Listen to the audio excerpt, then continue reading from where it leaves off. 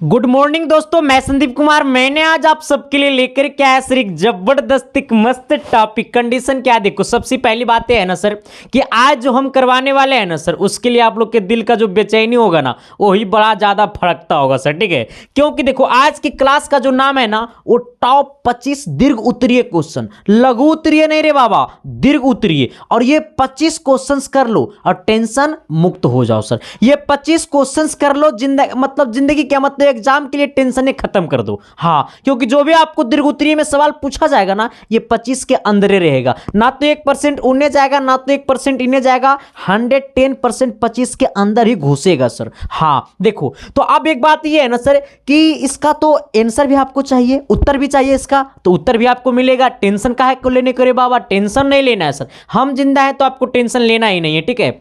और एक बात और बता देना चाहते हैं, हम साइंस में भी हम कितना करवाए हैं, टॉप 20 साइंस में टॉप 20 दीर्घ उत्तरीय सवाल करवाए हैं, ठीक है। वो भी जाकर के क्लास देख लेना, क्योंकि साइंस में जो आपको 3 ही बुक रहता है, केमिस्ट्री, फिजिक्स और बायोलॉजी। लेकिन आपको सामाजिक विज्ञान जो है सर, एसएसटी जो है, इसमें आपको 4 बुक है। सिविक्स है, आपको इकोनॉमिक्स है, ज्योग्राफी है, और क्या है आपको राजनीतिक शास्त्र है, इकोनॉमिक्स है। इसके बाद फिर आपको क्या, 4 को इसमें टोटल, सिविक्स भी है, हिस्ट्री भी है, इकोनॉमिक्स भी है और आपको ज्योग्राफी भी है, ठीक है। तो इसमें 4 बुक है और 4 बुक में सर हमने आपको 25 को दीर्घ उत्तरीय ऐसे सवाल छाटे हैं जो इतना सही मामला फंसेगा, ठीक है। आ जाना सर, क्लास को करते हैं शुरुआत। क्लास शुरू करने से पहले मैं आपको इतना ही कहना चाहूंगा सर कि जो भी लोग चैनल पे पहली बार आए हैं, शिद्दत से, प्यार से, मोहब्बत से चैनल को सब्सक्राइब कर देना। क्योंकि देखो ये सब क्लास जो होता है बड़ा ही चैलेंजिंग लाइफ होता है सर। क्योंकि बुक आपके पास देखो कितना बुक है, कहां गया बुक सब, देखो बुक कितना है सर, देखिए आपके पास ये सब बुक है। ये सब बुक को हम पढ़ेंगे तो पार लगेगा सर। ऐसा ऐसा 4 आपको 4 बुक है, एगो मेरे पास अभी ज्योग्राफी का नहीं है, ठीक है सर। तो ये 4 बुक है और उस पूरा बुक को हम पढ़ेंगे तो 1 महीना में खत्म हो पाएगा, नहीं हो पाएगा सर। कम टाइम में बेहतर रिजल्ट करना है सर तो बेहतरीन सवाल आपको करना पड़ेगा। हमने क्या बोला, कम टाइम में आपको अगर बेहतरीन रिजल्ट करना है तो बेहतरीन सवाल आपको करना पड़ेगा। और बेहतरीन सवाल कहां से मिलेगा सर, तो एसके साइंस क्लासेस से मिलेगा। चलते हैं सर, सारे सवाल को करते हैं धुआं, तभी तो रिजल्ट ज्वालामुखी की तरह फटेगा सर। और अब की बार 482 से भी पार। देखो सभी सवाल है सर, एकदम प्रत्येक सवाल है सर, सब सवाल है, ठीक है। कितना बेहतरीन तरीके से सारा सवाल टाइपिंग किया हुआ है। और ये सवाल जो है ना आपको टेलीग्राम पे इसका पीडीएफ आपको मिल जाएगा, ठीक है। ये क्वेश्चंस का जो पीडीएफ है वो आपको टेलीग्राम पे मिल जाएगा। टेलीग्राम का लिंक वीडियो के डिस्क्रिप्शन में दिया होगा, यहां से जाकर के ज्वाइन कर सकते हैं। या फिर आप टेलीग्राम पे जाइएगा और सर्च कीजिएगा क्या सर्च कीजिएगा, @संदीप 7295 मेरा आईडी खुल जाएगा, इसे ज्वाइन कर लीजिएगा सर। यहीं पे आपको पीडीएफ मिलता रहेगा सब कुछ का, ठीक है। चलिए आइएगा सर, सवाल नंबर आपको 1 से हम शुरू करते हैं और सारे सवाल को करते हैं धुआं, तभी तो रिजल्ट ज्वालामुखी की तरह फटेगा सर। आना देखो क्या कहता है, थोड़ी सी गौर करना। 1 नंबर सवाल कहता है ना कि भारत में चावल की खेती का वर्णन करें। भारत में चावल की खेती का वर्णन करें, भारत में गेहूं की खेती का वर्णन करें, भारत में गन्ना की खेती का वर्णन करें, भारत में कपास की खेती का वर्णन करें। ये सब में से एगो पक्का आएगा। अगर गेहूं आया प्रथम पाली में तो चावल आएगा सेकंड पाली में, लेकिन एगो पक्का फंसने वाला है सर। क्योंकि देखो हम ना सर बहुत सारा बुक को डिस्कस करते, तब जाकर के आपके सामने हमने 25 सवाल को छाटा। तो ये सवाल छाटने का तरीका होता है सर, ठीक है। आपके सामने हम 1000 सवाल करवा देंगे, पता चला कि उससे 10 से गुलड़ा है। और आपके सामने हम 100 सवाल कराएंगे और उसी से आपको हम 9 गो लड़ा देंगे सर, 12 गो लड़ा देंगे सर, तो वो ना बड़ी बात है। क्योंकि आपके पास टाइम कम है तो कम सवाल करना है और ज़्यादा नंबर लाना है, ठीक है सर। तो अब इस सब का आंसर भी हम बताएंगे, टेंशन नहीं लेने को है सर, आंसर वो देंगे, ठीक है। आ जाना, कहता है भारत में चावल की खेती का वर्णन करे। पहला क्वेश्चन क्या है, भारत में चावल की खेती का वर्णन करे सर, ठीक है। आना 2 नंबर सवाल, कहता है जर्मनी के एकीकरण में बिस्मार्क की भूमिका का वर्णन करें। अच्छा, जर्मनी का एकीकरण हम पढ़ाए हैं, ये सवाल हम पढ़ाए हुए हैं सर। कितने लोग शिद्दत से, प्यार से, मोहब्बत से पढ़े हैं एक बार थोड़ी सी बता देना कमेंट बॉक्स में सर। देखो हम सोशल साइंस का एक प्लेलिस्ट बना हुआ है जो कि इस वीडियो के डिस्क्रिप्शन में उसका लिंक दिया होगा, ठीक है। उसे जाकर के देख लेना सर। सोशल साइंस का बहुत सारा हमने क्लास लिया है और जो क्लास बचा हुआ वो सब हम लेंगे, ठीक है। आना। तो जर्मनी के एकीकरण में बिस्मार्क की क्या भूमिका का वर्णन करें। तो जर्मनी के एकीकरण में बिस्मार्क की भूमिका को क्या करना है, वर्णन करना है सर। चलिए आइएगा सवाल नंबर 3 की तरफ। 3 नंबर क्या कहता है, असहयोग आंदोलन के कारणों एवं प्रभावों का वर्णन करें। असहयोग आंदोलन का क्या कारण था, उसकी कारण को भी बताना है और उसके प्रभाव को भी बताना है। असहयोग आंदोलन होने का क्या कारण था, और असहयोग आंदोलन हुआ तो हमारे देश की अर्थव्यवस्था पे क्या प्रभाव पड़ा है, हमको ये भी बताना है। ठीक है, तो हमें क्या बताना है सर, असहयोग आंदोलन क्या है, क्योंकि जब जब आंदोलन होता है तब तब देश घाटे में जाता है सर, क्योंकि आंदोलन का मतलब होता है सर कि देश की क्षति करना। जैसे अब ये कुछ दिन पहले क्या हुआ, रेलवे वाले भाई सब आंदोलन किए, बड़े भाई लोग आप लोग के, हमारे बड़े भाई सबको आंदोलन किए, तो बहुत सारा ट्रेन जल गया। तो सर जब जब आंदोलन होता है तब तब देश की क्षति होती है, उससे हमारा देश का अर्थव्यवस्था जो होता है सर वो नीचे चला जाता है। अग्निवीर वाला में तो वही हाल हुआ। तो वही होता है सर कि जब जब आंदोलन होता है तब तब देश की अर्थव्यवस्था जो है वो नीचे चला जाता है सर, इस पे बहुत ज़्यादा प्रभाव पड़ता है। लेकिन किस कारण से आंदोलन हुआ वो भी हमको जानना है। तो असहयोग आंदोलन जो हुआ था वो इसके कारणों एवं प्रभाव दोनों को वर्णन करना। ठीक है, कारण और प्रभाव दोनों को वर्णन करना है। 4 नंबर कहता है विश्व व्यापार संगठन क्या है। विश्व व्यापार संगठन क्या है, शायद हम ये भी पढ़ाए हैं। विश्व व्यापार संगठन क्या है, यह कब और क्यों स्थापित किया गया है। पहले क्या होता था कि ये सब क्वेश्चन हमारा हाथ से लिखा हुआ रहता था, अभी भी हम भी हाथे से लिखते हैं, हम ही टिक करके देते हैं सर, तो ये प्रिंट होता है। ठीक है, आ जाना सर। तो अब सारा क्वेश्चन जो आपके सामने रहता है ना वो टाइपिंग किया हुआ रहता है सर। एकदम क्वालिटी में इंक्रीज कर रहे हैं धीरे धीरे, क्योंकि देखो जब हमारा कुछ अस्थिर से हम बैठते हैं ना सर, तब तब आपके लिए ही हम सोचते हैं। ठीक है, आ जाना। तो कहता है विश्व व्यापार संगठन क्या है, यह कब और क्यों स्थापित किया गया था। विश्व व्यापार संगठन क्या है, यह कब और क्यों स्थापित किया गया था सर। थोड़ी सी एक बार शिद्दत से, प्यार से, मोहब्बत से, अगर आप जानते हैं तो हाँ लिखना, नहीं जानते हैं सर तो नहीं लिखना। आ जाना। अगला कहता है सर कि आर्थिक नियोजन किसे कहते हैं। ये चीज़ हम पढ़ाए हैं, एकदम बड़ा दिल से हम गर्व से कह रहे हैं कि ये चीज़ हम पढ़ाए हैं। आर्थिक नियोजन कहता है आर्थिक नियोजन किसे कहते हैं, नियोजन के मुख्य उद्देश्य क्या है। मुख्य उद्देश्य क्या है हमको ये भी बताना है। ये सब सारे सवाल जो है ना सर एकदम दीर्घ उत्तरीय सवाल है। ठीक है, तो आर्थिक नियोजन क्या है, आर्थिक नियोजन किसे कहते हैं, नियोजन के मुख्य उद्देश्य क्या है। चलिए आएगा सवाल नंबर 6 की तरफ सर। 6 नंबर सवाल क्या कहता है, थोड़ी सी गौर करना। कहता है ना कि राजनीतिक दलों के 6 मुख्य कार्यों को वर्णन करें। राजनीतिक दल का जो है ना सर वो 6 मुख्य कार्य है। राजनीतिक दल का 6 मुख्य कार्य है, वो 6 मुख्य कार्यों को क्या करना है तो वर्णन करना। तभी तो कहोगे कि तेरी आंखों में मेरा चेहरा दिखता है। आ जाना सर। अगर नहीं पढ़ोगे ना सर तो उनकी आंखों में ना किसी औरों को चेहरा दिखेगा। हाँ, क्योंकि सर पता है तुम्हारा दुनिया ना तुम्हारा शकल नहीं दिखेगा सर, ये दुनिया ना तुम्हारा हैसियत दिखेगा सर। क्योंकि तुम्हारा शकल क्यों दिखेगा, नहीं दिखेगा सर, अब तुम्हारा हैसियत देखेगा, तुम्हारे पॉकेट में कितना रुपया है वो देखेगा दुनिया सर। अगर आपके पीछे भी अगर 2 लोग अगर कोई जा रहा है ना सर तो आप में कुछ कारण है, तभी वो 2 लोग आपके पीछे पीछे जा रहा है। इसलिए सर जिंदगी में हमेशा कुछ खास करने की कोशिश कीजिए, और जिंदगी में सर अपनी माता पिता को सपना को साकार करने की कोशिश कीजिए। क्योंकि सर आपके पास इतनी 2 आंखें अच्छी है, इतनी 2 काने इतनी अच्छी बातों को सुनने के लिए सर, तो सपना तो पूरी करनी चाहिए सर। जो इतना अच्छा उनकी भी तो सपना पूरा करना चाहिए जो इतना अच्छा सरल शरीर दिया हम लोग को। ठीक है, आना। कहता है सर राजनीतिक दल के 6 मुख्य कार्यों को वर्णन करें। राजनीतिक दल के 6 मुख्य कार्य है वो सारे को वर्णन करना है सर। अगला 7 नंबर कहता है लोकतंत्र किस प्रकार की आर्थिक समृद्धि एवं विकास में सहायक बनाता है। अच्छा देखो सर, हम आपके सामने भले ही 25 क्वेश्चंस लाए हैं सर, 25 क्वेश्चंस मतलब बहुत लाए हैं, लेकिन सर ये 25 क्वेश्चंस को छांटने में ना भाई बड़ा शिद्दत और प्यार और मोहब्बत से छांटते हैं सर, बड़ा टाइम लगता है सर। इसलिए प्लीज़ आप लोग सभी दोस्तों के पास शेयर कर देना, क्योंकि अगर हम मेहनत कर रहे हैं सर आपके लिए तो आप हर दोस्तों के पास फैला देना, ताकि आपका सारे दोस्त अच्छे तरीका से सफल हो पाए। ठीक है, आ जाना। तो हमने क्या बोला है सर कि लोकतंत्र किस प्रकार की आर्थिक समृद्धि एवं विकास में सहायक बनाता है। अगला 8 नंबर सवाल कहता है क्या असहयोग आंदोलन के कारणों एवं प्रभावों का वर्णन करें। अरे असहयोग आंदोलन हम 2 बार बोल दिए हैं, रुको तो। असहयोग आंदोलन एक बार और बोल दिए। अच्छा, एगो सवाल रिपीट हो गया है। चलो आना 9 नंबर सवाल की तरफ। सर 9 नंबर क्या कहता है कि बिहार के आर्थिक पिछड़ेपन के क्या कारण है। बिहार के आर्थिक पिछड़ेपन का क्या कारण है, हमको यही बताना है सर। हमारा बिहार राज्य वो क्यों इसका पिछड़ापन क्यों पिछड़ते हुए जा रहा है सर। क्योंकि बेरोजगारी ज़्यादा है, बिहार में कोई उद्योग ज़्यादा नहीं है सर, बिहार में कोई कल कारखाने नहीं है। इसी सब के वजह से बिहार का आर्थिक पिछड़ापन होता जा रहा है सर। ठीक है, तो यही सब चीज़ों को लिखना है। ठीक है, आ जाना। क्या हमने बोला कि बिहार के आर्थिक पिछड़ेपन के क्या कारण है, हमको ये बताना है। हम आंसरों बताएंगे, टेंशन नहीं लेने को रे बाबा, पेशेंस बना के बैठने को है। आ जाना 10 नंबर में कहता राष्ट्रीय आय को परिभाषित करे, उसकी गणना की मुख्य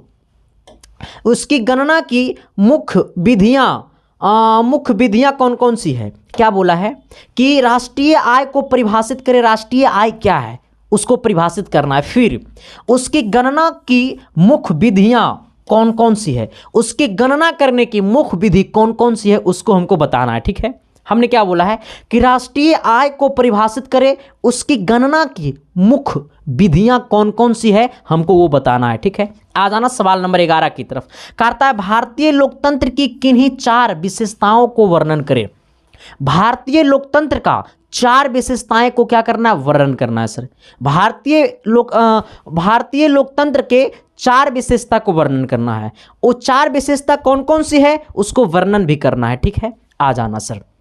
अगला, जैसे अगर सपोर्टेड को हो कि अगर कहेगा हमको सर, हमारे पापा से अगर कोई पूछेगा कि आपके कितने बेटे हैं, तो मेरे पापा जी कहेंगे मेरे 4 बेटे हैं, क्योंकि हम 4 भाई हैं। कहेगा 4 बेटे हैं। अब सोचो कहेगा सर चारों क्या क्या करता है, उसकी विशेषता को ही बतावे। तो यही बात यहाँ पे बोला है कि भारतीय लोकतंत्र की किन्हीं 4 विशेषताओं को क्या करना है, वर्णन करना है। आइएगा अगला 12 नंबर सवाल कहता है भारत में सीमेंट उद्योग का संक्षिप्त वर्णन दे। भारत में सीमेंट उद्योग कौन सा, सीमेंट उद्योग का संक्षिप्त क्या करना है सर, वर्णन करना है। क्या करना है, वर्णन करना है। एकदम सर एकदम लाजवाब सवाल है। ये सवाल को अगर तुम सपने में देखोगे ना सर तो ये जिंदगी बना देगा। अगर बाबू सोना को अपने सपना में लाओगे ना तो जिंदगी बर्बाद करते जाएगा, सपना भी खराब हो जाएगा सर, नींद भी खराब हो जाएगा। ठीक है, बाबू सोना सपना में आएगा तो नींद तो खराब होबे नहीं करेगी। हाँ, आ जाओ अगला आइएगा सर। हमने क्या बोला है सर कि भारत में सीमेंट उद्योग का संक्षिप्त वर्णन करें। सवाल नंबर 13 की तरफ थोड़ी सी आइएगा सर, कभी नहीं होगा फेरा, मेरे तरफ तो आइए सही।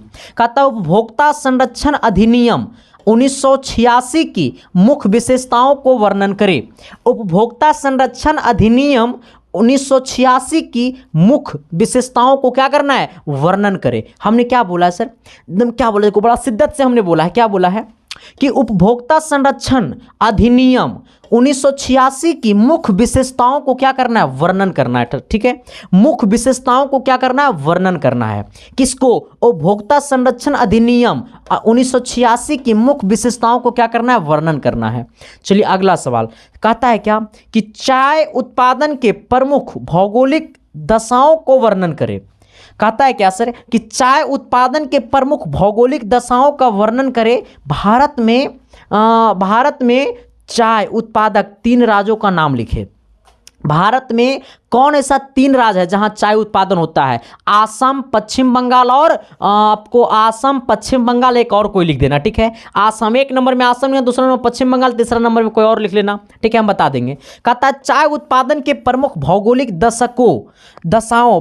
भौगोलिक दशाओं का वर्णन करें। भारत में चाय उत्पादन 3 राज्यों का नाम लिखे। भारत में चाय उत्पादन के 3 राज्यों को क्या करना है, नाम लिखना है सर।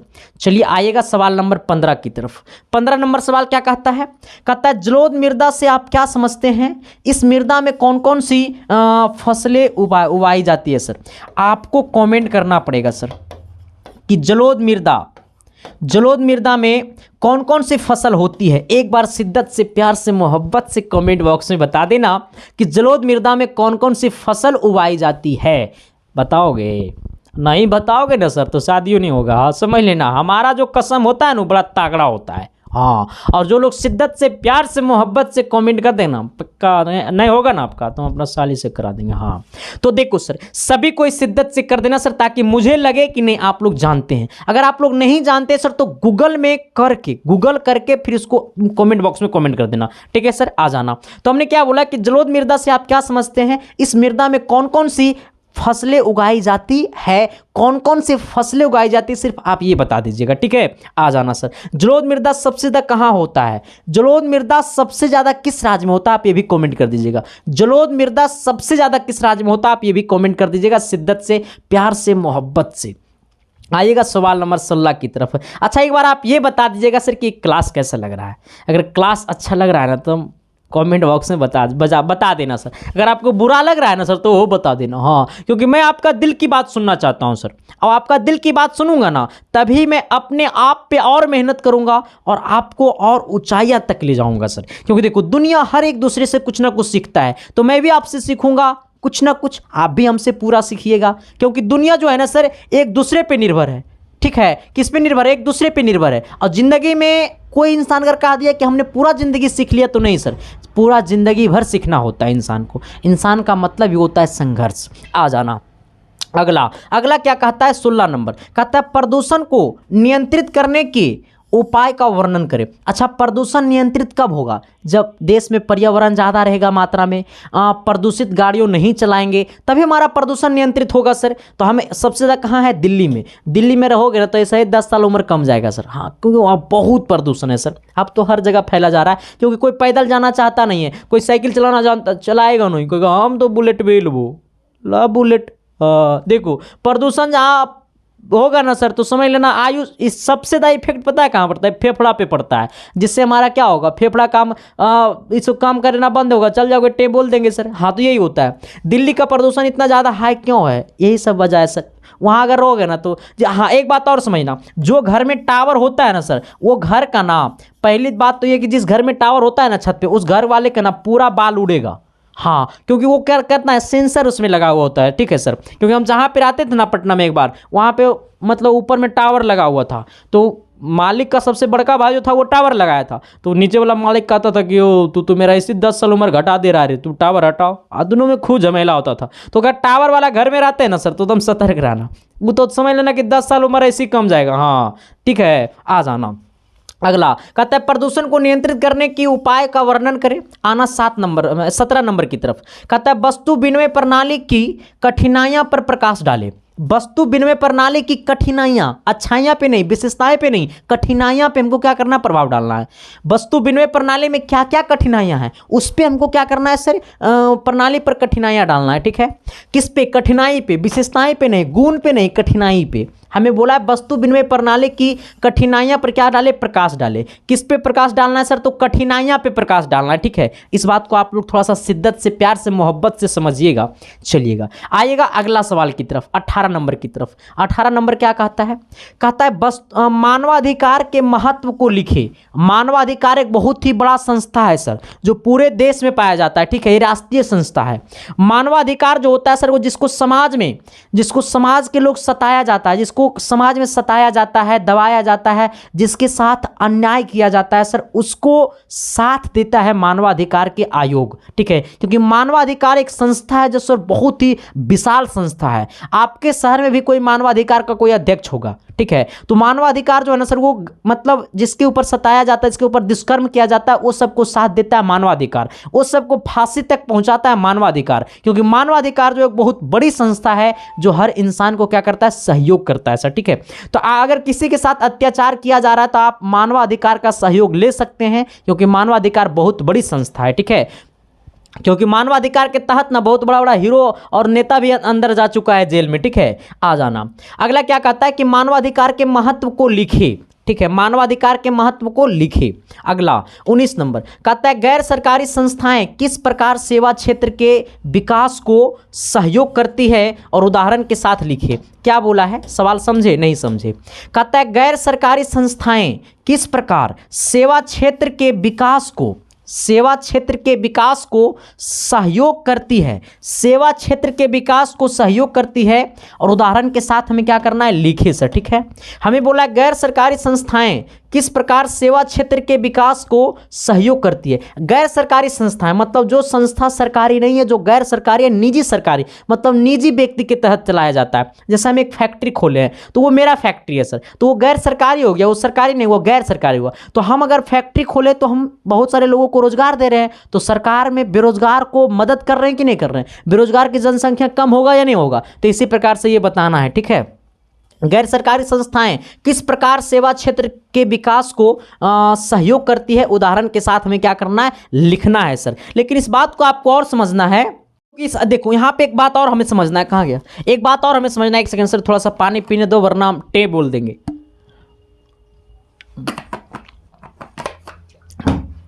पता है ठंडी इतना बढ़ गया है ना सर कि लगता है ना कि हमको नीमक चावल वगैरह मिलता है ना, बेड पे एकदम सोए रहते ना, ऐस में ज़िंदगी रहता। लेकिन लगता है सर कि गर्मी में गर्मी लगवे करेगा, ठंडा में ठंडा लगवे करेगा, बरसात में पानी पड़वे करेगा, तो ज़िंदगी में सफल कब हो गए रे।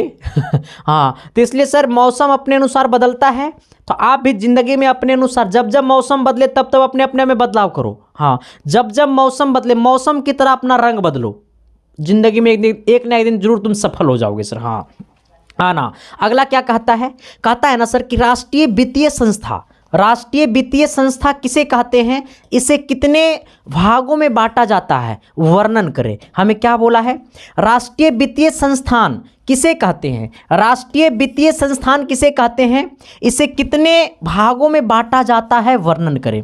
राष्ट्रीय वित्तीय संस्थान, हाँ, राष्ट्रीय वित्तीय संस्थान किसे कहते हैं, इसे कितने भागों में बांटा जाता है, इसे क्या करना है, वर्णन करना है सर। तो उम्मीद है, विश्वास है कि आप लोग कर लीजिएगा। अगर नहीं कीजिएगा सर तो हम तो है ही हैं जिंदा।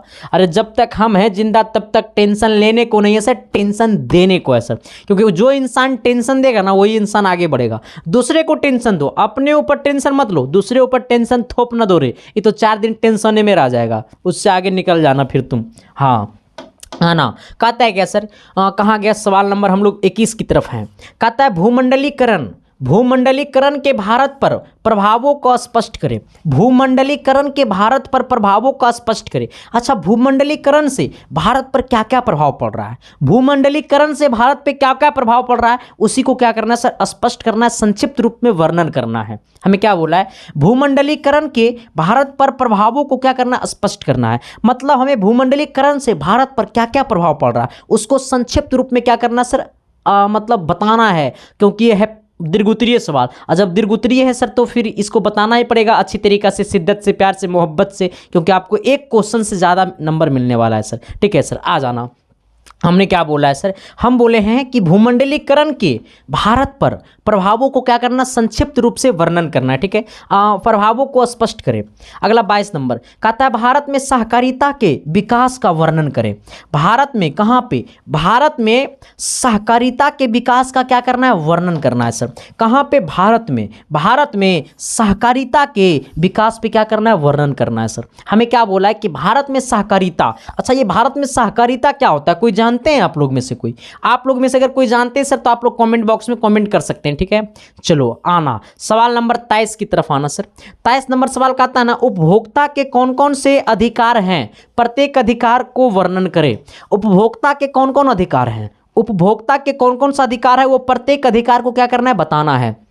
हमें बोला है कि उपभोक्ता के कौन कौन से अधिकार हैं, प्रत्येक अधिकार को वर्णन करें। उपभोक्ता के कौन कौन से अधिकार हैं, प्रत्येक अधिकार को क्या करना है, वर्णन करना है सर।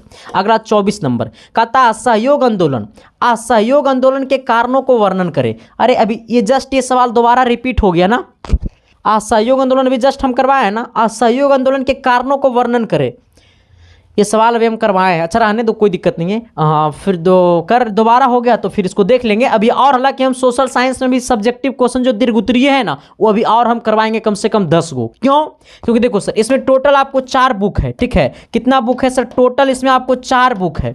तो 4 बुक है सर, तो देखो लगभग आज हम आपको लग रहा है ना कि 3 से 4 घंटा हम आपको टाइम दिए हैं, तब ये 25 क्वेश्चन को हम छाटे हैं। 3 से 4 घंटा में 25 क्वेश्चन को छाटे हैं सर। मेरे पास टाइम नहीं था, अभी हम 10 सवाल और छाटते। ठीक है, तो अभी वो 10 सवाल और हम लाएंगे। ठीक है, आ जाना। कहता सहयोग आंदोलन के कारणों का वर्णन करें। ठीक है, अगला कहता है भारत में गेहूं की खेती का विस्तारण पूर्वक वर्णन करें। भारत में गेहूं की खेती, हमें जस्ट आपको बोले हैं कि बोलेगा भारत में चावल की खेती, भारत में गेहूं की खेती, भारत में कपास की खेती, भारत में गन्ना की खेती, भारत में मूंग की खेती, भारत में तिलहन की खेती, तिलहन की खेती, फलना फलना चिलना चिलना जो भी होता है सर वो सब कुछ पूछ देगा। ठीक है, अब बताना सर कि ये क्लास कैसा लगा। अब दूसरी बात है सर इसका सोल्यूशनमा कैसे दीजिएगा, आंसरमा कहाँ से मिलेगा। अरे बाबा देखो सर पहले, अच्छा पहले आप लोग ये बता दो कि ये आप इतना में से, ये 25 में से कितने सवाल आप लोग जानते थे। ये 25 में से आप लोग कितना सवाल है जो जानते थे। शिद्दत से, प्यार से, मोहब्बत से एक बार कमेंट कर देना। इसी के अनुसार हम लोग क्या करेंगे, सॉल्यूशन करेंगे इसका। ठीक है, इसका आंसर लाएंगे। ठीक है, तो ये 25 क्वेश्चंस में से आप लोग कितना क्वेश्चंस जानते थे, एक बार शिद्दत से, प्यार से, मोहब्बत से आप लोग बता दीजिएगा।